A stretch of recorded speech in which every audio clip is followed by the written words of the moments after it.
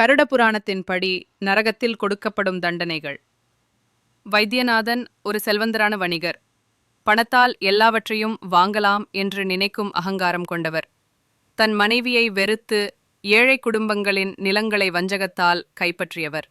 ஒரு நாள் அவர் திடீரென இறந்து போகிறார்.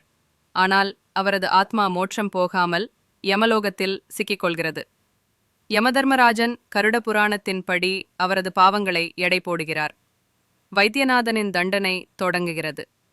1. தாமிர தப்த நரகம். பாவம், பிறரின் பணத்தை வட்டிக்கு வைத்து சுரண்டியது. தண்டனை, கொதிக்கும் செம்பு நீரில் தள்ளப்படுகிறார். அவரது உடல் சுட்டெரிக்கப்படுகிறது. ஆனால் சாகாமல் தொடர்ந்து வேதனைப்படுத்தப்படுகிறார். 2. ரௌரவ நரகம். பாவம், ஏழைகளை வீட்டை விட்டு துரத்தியதால் ஒரு குடும்பம் தற்கொலை செய்து கொண்டது.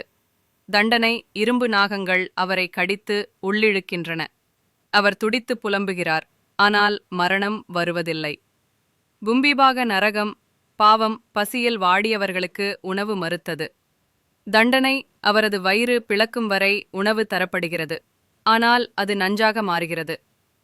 மன்னிப்பே இல்லை. வைத்தியநாதன் வேதனையில் கதறுகிறார். அவரது குடும்பம் பூஜை செய்தாலும் அவரது பாவங்கள் மிக கனமானவை. கருட புராணம் கூறுவது போல பாவத்தின் விளைவு தீவிரமானது. அதை தீர்ப்பது யமன் மட்டுமே. யமன் தீர்ப்பு: நீ எந்த நரகத்திலிருந்தும் விடுபட முடியாது. இது நீ செய்த பாவங்களின் விளைவு.